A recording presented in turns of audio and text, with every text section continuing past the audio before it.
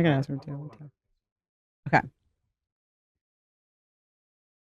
Okay. So I'm excited about this episode because we have been talking a lot about parenting. And for those of you who know us, and I would assume that you guys know who we We have are if kids. you listen, we have three boys and one girl. And I have myself noticed like a difference in parenting our daughter versus our sons. Oh yeah. I also think that like each child is their own person, obviously, and you have to parent every kid differently. Like our 6 year old Elijah is very, very intelligent, and that comes with challenges because he gets very addicted to things. Like the iPad for him is not just like something fun. Like our son, our older son, and our daughter, like will use the iPad and just have fun with it and then like put it away. It's like he becomes very addicted to this game, that Sneaky Sasquatch, that he's been playing. And it's like a really big issue to get him off of it. So, like, parenting him in terms of like the iPad, is a different thing. And like having him be present is hard when he becomes so entrenched and addicted to the things that he's doing, like Legos, for example. Like he'll just sit there by himself for hours and then he can become a little antisocial. He gets that from me, Well, obviously. it's a great thing because it shows that he gets like really obsessed and wants to complete things and like beat the game or like finish, his Lego set. But it's challenging because he like loses his mind when, he loses a piece or if he can't finish it. And like that, he like parenting him has its challenges as well. But I want to focus on parenting a girl and how important it is, I think, for a father and the way that they parent their daughter. And I don't know, I find that I'm learning a lot as I am a parent and watching her relationship with you. And also thinking back on my relationship with my dad, which was, I would say, the most important relationship of my life, like set me up for, I think, a life of success, a life of, having a lot of confidence. Whereas like my mom, who I love dearly, you know, was a little bit more critical. And maybe women are just more critical of their daughters. I don't know what it is. But had I not had the relationship that I did have with my dad, I don't think I'd be where I am today at Yeah, I all, would agree with that. you know? So I think it's an important topic. And I think it's important for men who listen, or even for like women who listen, to really understand the impact that a relationship with a father creates for a woman. It's a lot of the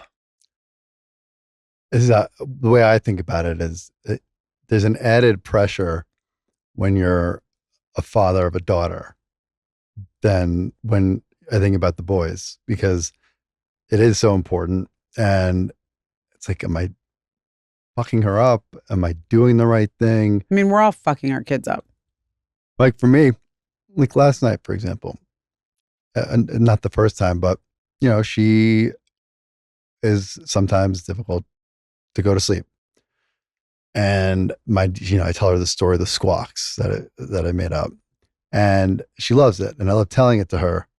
But uh, if she's not coming to bed on time, because I've got to, I'm dealing with getting Jaji down. The deal is I'm not going to tell you squawks if you're not in bed on time. And then last night she was not in bed on time. She walked away from me when I was trying to put Jaji down. It's like, please come upstairs, get on your bed. She just ignored. And so I wouldn't tell her squawks. She got really upset and like angry. And then I'm negotiating with her. I'm like, dude, it's 9:30. You need to go to sleep. And then I felt guilty, and I didn't do it. So it's this balance of setting the boundaries, sticking with it, because I think that's important, but also wanting to just give her what she wants because I want to. Right. But I think that's like the same with any kid, because I feel like that also with parenting the boys and like feeling guilty because I set a boundary, and but I have to keep it in order to like keep them on target and to keep them accountable. But I'm talking about particularly like the confidence that girls get from a certain type of relationship with their dad. And I think it's so important for a dad to have, like, to look at your daughter and be like, I'm here for you. I've got you. Like, there are times where I've noticed, and you probably don't even realize you're doing it, but like I've noticed she and I will get into things, right? Which of course we I do. notice. Which of course we do. And you'll be there to like pick her up and to like support her. And that is the kind of stuff that I think is really important for, I don't know, for a girl to know that they have the support of their father. It's like, what would you say are the most important things that you tell her that one of the things that I noticed just as a mom that my aunt does, is that like when you're, a lot of like young girls will be told like, oh, you're so beautiful. Oh, you look so good. Oh my God, your hair is so pretty. Like those types of things. But my aunt will always be like, and you're smart and you're intelligent and you're, you're kind. And like those types of things are really important, I think, for women to impart on their daughters, right? Because it's not just about looks and your 100%. dress and what the hell you're wearing and whatever. Like that's, but I think as a father, it's so much deeper than that. It's like being that, like what happened the other night, she and I were getting into it. She wasn't listening and she jumped into your arms, remember? And you were like, stop. You like looked at me, you were like, stop. And like I noticed in that moment, these are the moments that like she's gonna remember that she has like that, her daddy to be there to support her, to lift her up, to make her feel safe. And I think as a girl dad, it's like a level of responsibility that's just different than with raising the boys for whatever reason. It just is. Yeah, I think the safe thing is how I would think about it, but not in the way that one might think. I don't think my job as a father to a girl is to make her feel safe in a general term. I think it's to make her feel safe in being herself. Right. And I think Exactly. that's where the challenge lies, because especially now, it's impossible to control what they're consuming on media all the time. Somehow they'll find, especially when you got multiple kids, it's like whack-a-mole. So they'll get on the TV, they'll figure out how to bypass the YouTube block because they'll go on the website version or take somebody's phone, and they're watching this stuff and, putting makeup on at 9. It's insane. And skincare at 9. And you start seeing, you're like, it's like an obsession with the appearances. The appearances, the materiality. It's like, yeah, everything is viral. Consuming, buying, purchasing. I feel like my job is to make her understand, and not even understand, to feel like she doesn't need those things, that she is enough. Yeah. And totally. That's the challenge. Totally. Because you could see it, and not just in the girls, but you could see it with this need for kind of external validation. Yep. And, maybe that's natural, but it's different than when we grew up because we didn't have all this other external pressure with social media. But I also think, like, beyond the social media, and I know you love to talk about it because you're very fired up about it. It's like, because my dad was the way he was with me, which was always my champion. Like, my mom would be like, well, what did you do in that situation? Maybe which is good too, right? But my dad would be like, no, you're perfect. And you're right. You're right. You're right about everything. I mean, no, listen. He wasn't. No, he was. He would tell you the truth. 100%. He would tell me the truth, but he still always had my back. Like, till the end of time. Right. Like, I remember when you and I would like get in fights and stuff, and he'd be like, okay, well, Erin, did you, like, you really shouldn't say that. Or, I actually agree with him in this situation. But he would also be like, Abe, you have the best human ever. Like, you're not getting a better girl than this girl. Like, and I remember him saying that. But what I'm trying to convey is that was like my whole life. He was just like my champion. Like, he just looked at me like I was just the best. I mean, he did that with all of us. But I think like as a woman growing up with a father like that, set me up for like, like I didn't like no guy was gonna like fuck with me. Like literally no guy was gonna, and I was not afraid of any man. Like that was just not in my wheelhouse where like I would see other girls, take money from guys like to go on dates or whatever, like they're, whatever it was. I had so much self-worth because of my relationship with my dad. And I think that is such an important thing for like girl dads to know that they have that power. Obviously, both parents have that power. And obviously, women can overcome bad relationships with their fathers. Like my mom didn't have a good relationship with her dad, but she ended up having a very troubled life in relationships because she never had an example of what the relationship was supposed to be like. And, your childhood in a lot of ways dictates your life. I actually believe that people can change. I really believe that. I know a lot of people say people don't change, but like I believe that people can change. I've seen people change. I've seen people overcome things. That being said, I think it's like we don't talk enough about how important the relationship with your father as a woman is to the future of your life. Like I never, like I have a good example. When we walked into an office and you were there, I was looked at by a guy and he was like, "What are you, just like the pretty face?" And I was like, "No, excuse me." And like I listed all the things that I do and how I created the brand at the time or whatever.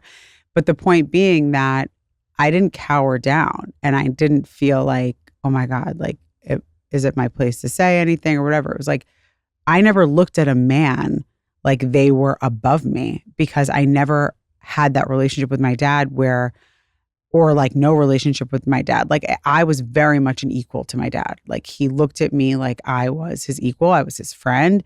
He treated me with respect. Like he built me up. But there are relationships where I've seen where a lot of sometimes fathers will look at their daughter like they're a woman, they're a girl. Like they do things differently. They shouldn't have to do these types of things. My dad would be like, "She's a workhorse. That one, she can run around town and she'll do any." Remember, he used to say that about me all the time, but it gave me confidence because I was like, well, I'm the same as anybody else. Like if anything, I'm stronger. Yeah, but there are situations where it does matter if it's like the hitting, for example, like she's got her older brother and who's very bullheaded and, they love and bicker, whatever, but he is not allowed to hurt, like, of course, be physical with her. I'm just talking about I'm talking about a father-daughter relationship. No, I know.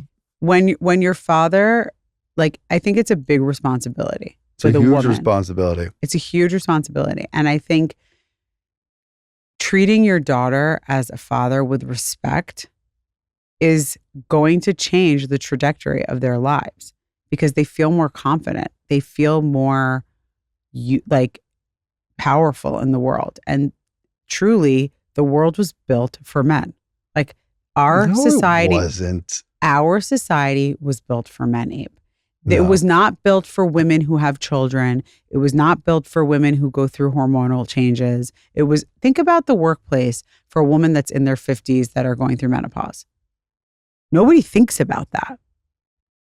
But I don't agree that the world was built for men. But it was. Okay, forget the world.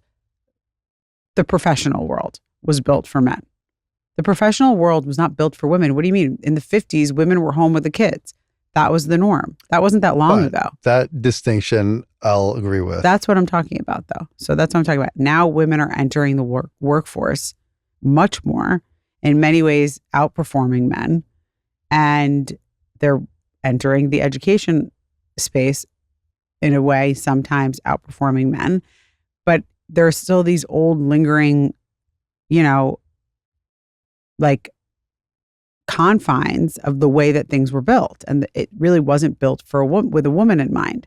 So going in as a woman who is raised by a strong father who teaches them that they are worthy, that they should be respected, that they are no different than a man, is going to set them up for a certain kind of success, as opposed to, especially facing men in the work field, right? Like it's just different. I never thought of myself as anything less than a man, Yeah, of ever. course. Yeah, but to you, it's of course, but and we live in New York City where that's normal. It's not normal everywhere. It's still a hurdle that women are overcoming. And it's still hard, especially when you have children and, you're like, you want to also build a family to do those things while in the workforce.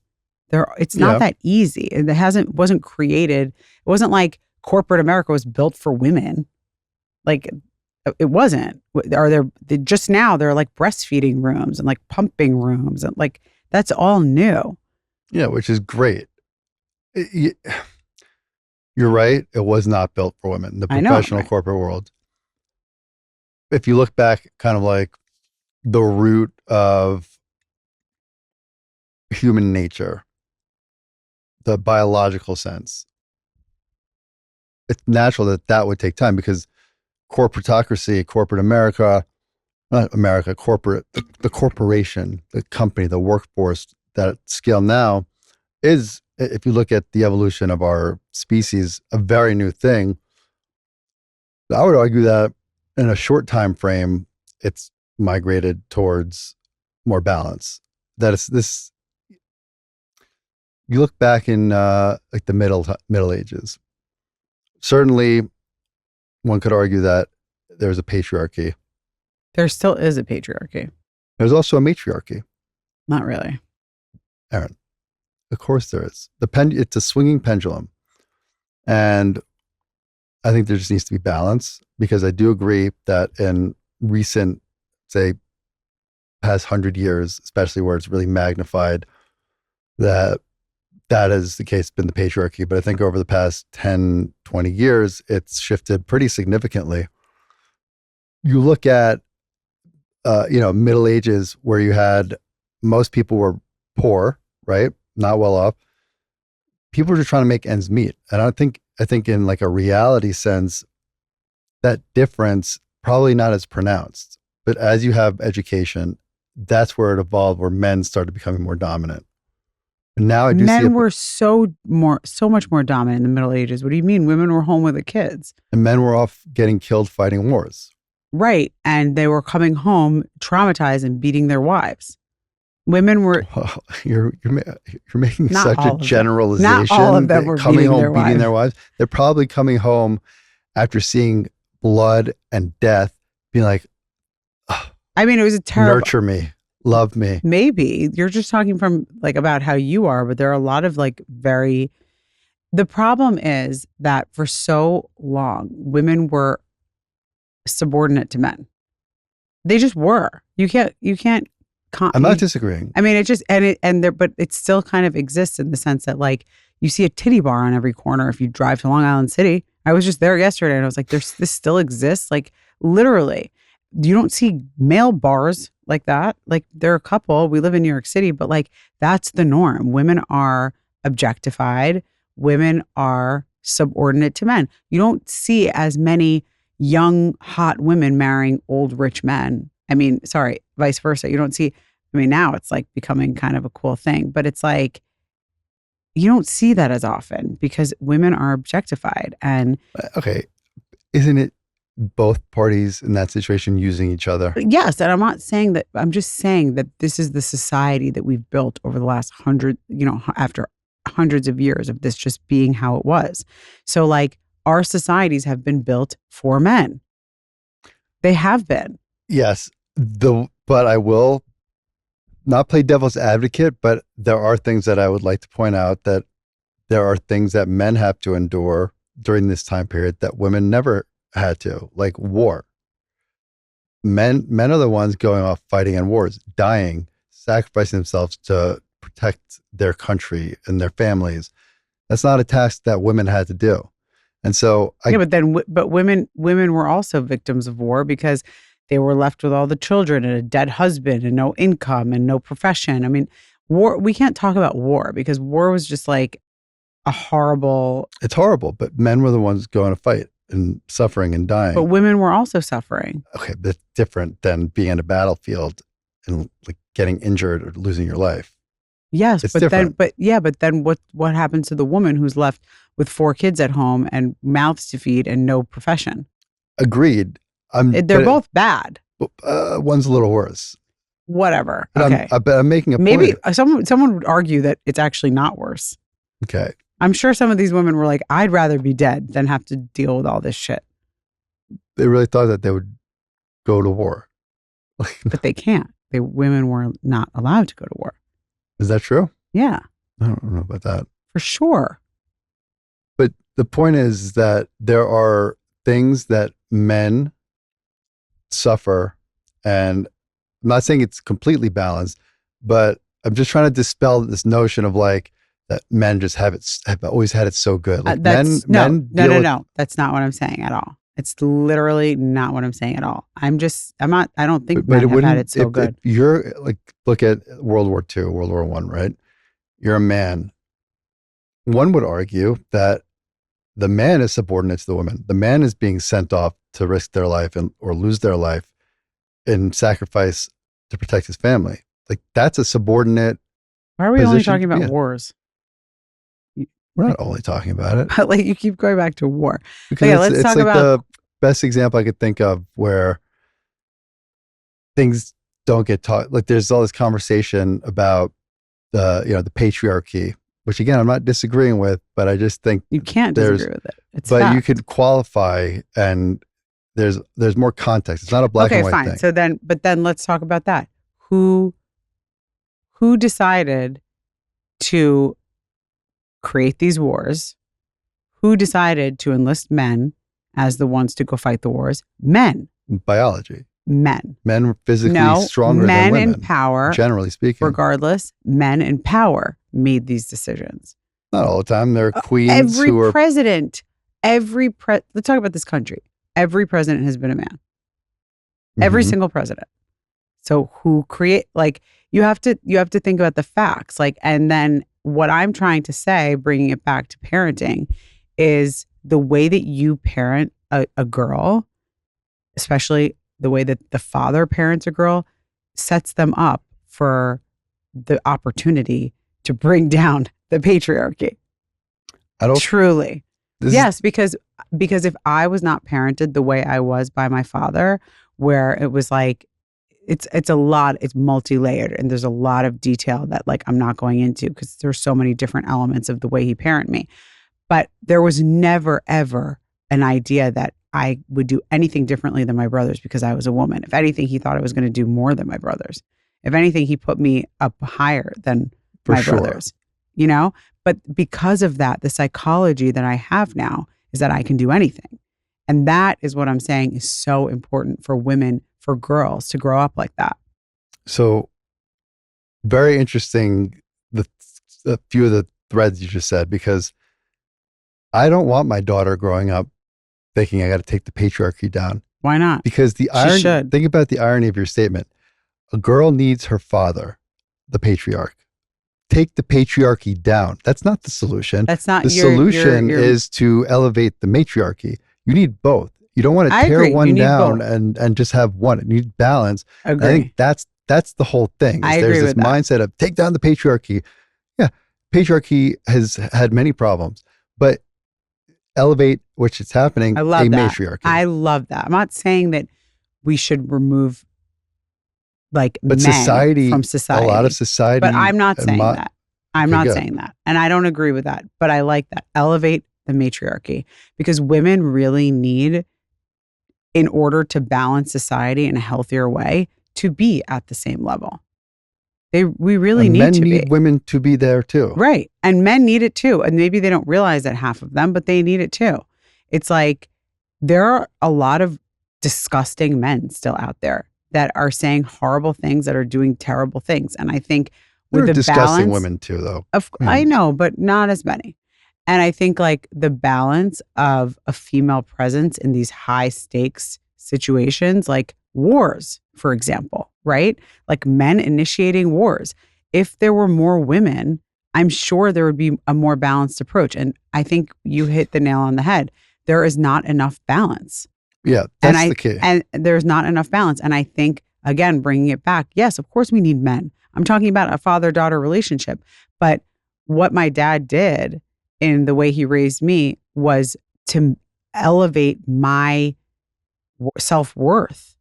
And that is so important for a father to do for their daughter. Because if we are going to elevate the matriarchy, we need men, strong father figures to help. Or, I mean, it could also be like a lesbian couple. And both those women need to instill in their daughter how powerful she truly is and how much respect they have for her at a young age. Because I think the respect that you give a child, especially a girl, can make all the difference. Like I never felt subordinate to my dad. You know what I mean?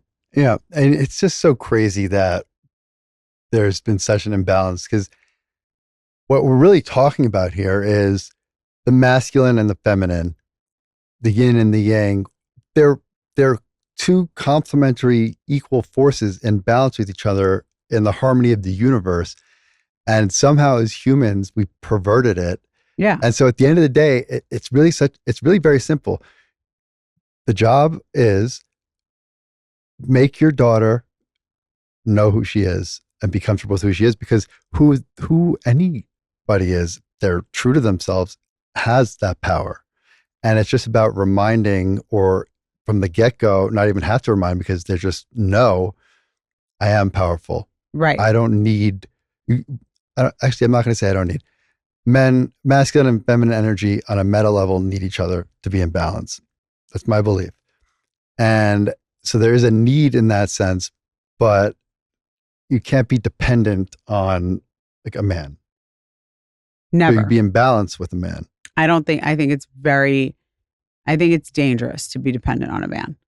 And a man to be dependent on a woman. Yeah. People shouldn't be dependent in we talk about it a lot. Interdependence is important. Yeah. But like this toxic dependency where you're getting all your validation from somebody else is just the not healthy thing. Yeah. And I think that's what it is. It's like teaching your daughters, you don't need validation from anybody. Right. Except daddy. No. But you don't even need validation from daddy. Right. And that's the point. I mean, ultimately, I think just the gays are going to save the world. Truly. Yeah. In a way. It's funny too, because I feel like girls get away with so much more than, I'll speak from personal experience. She had me wrapped around her finger. If the boys did the same thing she does, I'd be like, If she does something, I'm like, I'll try to give her boundaries, but I'm like, you've seen it. I'm just a mush.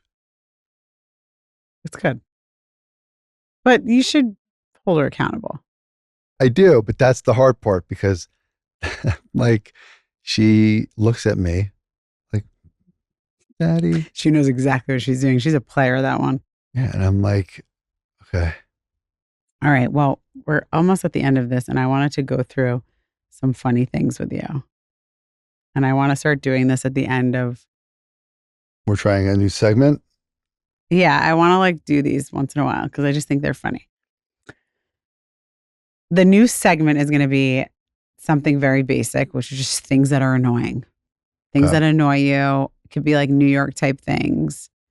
And I just think it'll be funny to talk about because I feel like people probably will agree. Some people will hate me for what I'm saying. But first thing, as a New Yorker or anyone who lives in a city and walks, slow walkers are the most move to the side.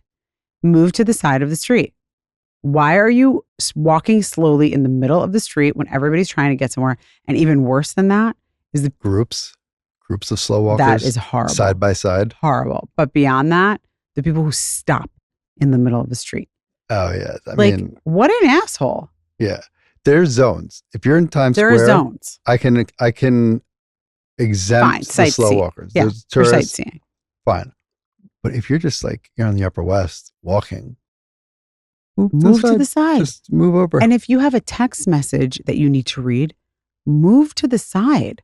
You cannot stop in the middle of a street. Yeah, pull over. And I'm I'm going to be like this even though I am a parent. You cannot stop in the middle of the street with your stroller. I don't care if your kid's screaming. Move to the side. Yep. Move to the side of the street and deal with your child. Please do not stop in the middle of the street and hold up the fast walkers that are trying to get somewhere. Most annoying thing. I agree. And if you're going to do it, just be mindful and give a signal, like, wave them Yeah, by. like go around me. Like, fine. Because sometimes you have to, and it's like, whatever. Fine. Yeah, slow walkers. It's a big one. I like what you said about zones. There are zones on the street. There are zones. Slow walking zones. There are slow walking zones and there are stopping zones. And that's not in the middle of the block. Correct. Please follow the rules if you're going to be in the city. There should be a guide. We should make it. Walking guide. Yeah. Walking etiquette. Walking etiquette 101. Do not slow walk in the middle of the street. Move to the side. And if you're going to stop, move to the side. There are sidewalk zones. Learn them or leave the city. We're going to publish the map. Yeah. I got something. Do you have one? I got something. Text etiquette. The overuse of exclamation marks drives me crazy. Yeah, you really hate that. Drives me crazy. Do I overuse them? Not with me. I don't know. Texts with other people. You also hate it on emails. Oh, Abe had to have a conversation with one of our assistants once, remember? of course. That was so awkward for me. But I understood. It was like everything was Yeah. It's like, are you yelling? Are you excited about every single thing you're saying? it just comes off disingenuous. And like, I'm dealing with the teenager. Like, Like, you're not that excited about, like, so sorry for getting back to you. It's so late. Sorry for the delay. And like, no, sorry. And that's another thing. I'm guilty of it sometimes, but like, if you respond, I have people who I'll text them in the morning or email them, and then they get back to me later in the day. It's not like an urgent thing. Like, so sorry for the delay. I'm like, why are you sorry? right. It's The over apologizing. like, you don't need to apologize to me for a normal cadence of communication. Right. Now I feel awkward Right. because as if like that Like you they feel did that the- I'm judging you and I Right. have to explain myself to you. Right. Yeah, the over apologizing. The over apologizing is an annoying one.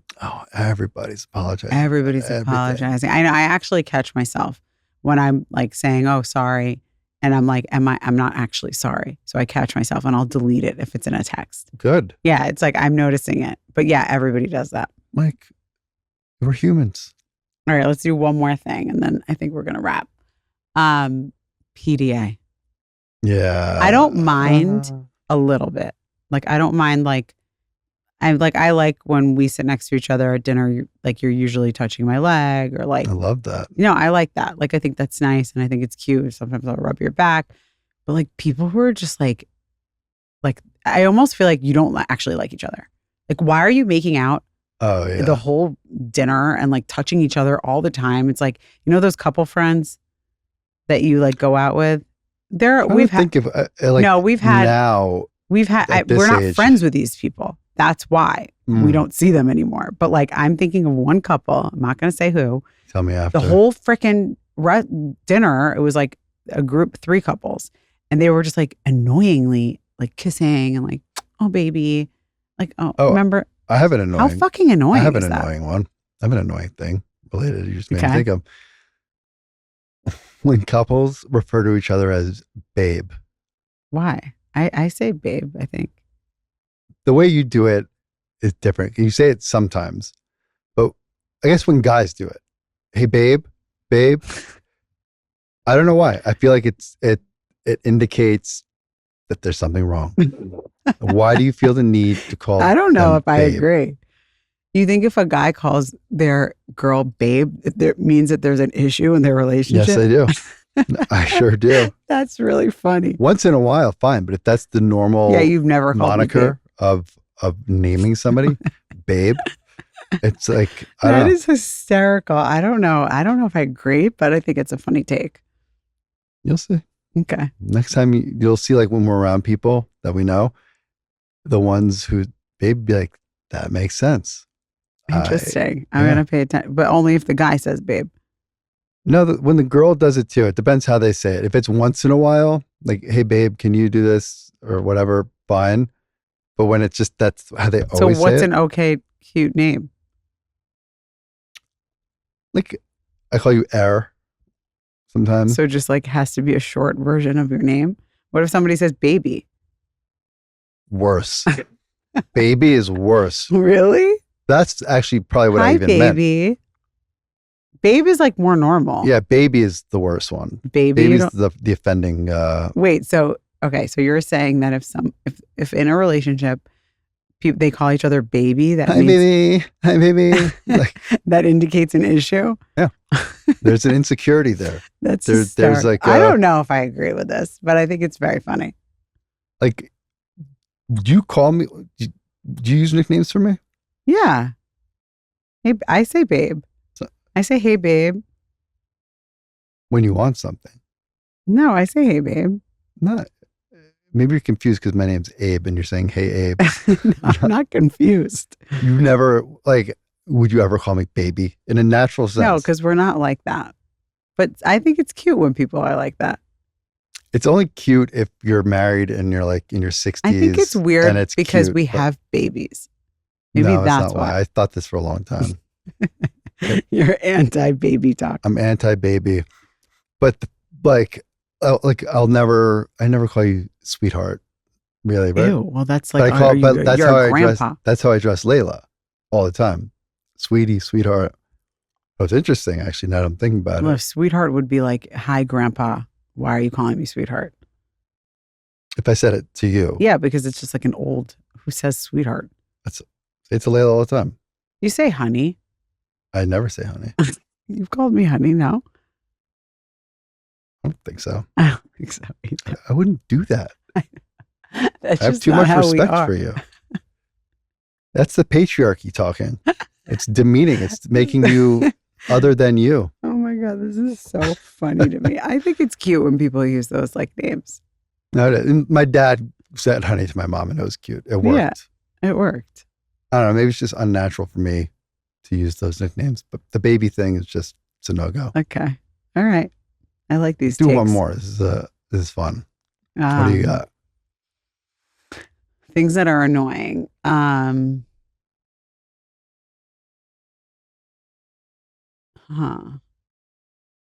I think it's annoying when couples, I don't know. A lot of things annoy me about couples. The over posting, Yes. right? Oh my God. That's such a good one. When couples are like, first of all, I noticed this the other day, and I hope it's not about one of our friends because I don't remember who did it. Oh, I think it's really weird when a couple, like, first of all, overposting, yes. But I saw somebody post a photo of themselves and their significant other commented on it and was like, oh, so sad I couldn't be there because like I wasn't like doing well or something, or like I was busy. Like, why are you posting that on your person's, like your wife's post? Why don't you just text them that? Why do you have to make that public? That's a little Like, that weird. was weird. Like, I guess it's like the over communication via social media. That's what it is. Yes. That would be weird. Like, it's weird. Yeah. And also when somebody posts a birthday post and it's like so intense and like long, it's like a love letter that you would just literally should write on a card and give to your husband or wife or significant other, partner, whatever. That is a red flag. Red flag. You know what's funny? I've done that here and there when we've been in like ruts because there was an issue. Really? I'm No, sure. I mean, it's nice to write something nice. But I think it's nice to write something nice. No. Like, you're an amazing father, you're this. Yeah, but I'm saying Even like not the when you're in a rut. the The long really narrative. long run. Yeah. I bet if we looked at your birthday post history, it'll make sense. Like if I've ever done the long one, it's like, oh yeah, we were like not in a good place. then. Yeah, like you write these long posts about your significant other when you're in a fight. Yeah. It's literally. And so if you don't want people to know you're in a fight, don't do that. Yeah. Say less, do less. And with that, we'll see you next time. Yeah.